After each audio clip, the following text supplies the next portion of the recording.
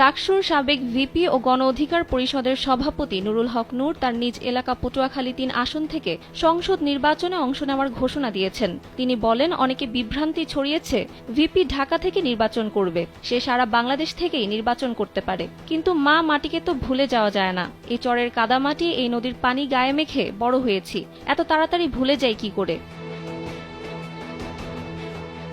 মঙ্গলবার বিকেলে পটুয়াখালীর গলাচিপায় এক গণসংবর্ধনা অনুষ্ঠানে প্রধান অতিথির বক্তব্যে তিনি এসব কথা বলেন। গলাচিপা উপজেলা গণ অধিকার পরিষদের নেতাকর্মীরা এ আয়োজন করেন। তিনি আরও বলেন, এক বিশেষ পরিস্থিতিতে অন্তর্বর্তীকালীন সরকার গঠন হয়েছে।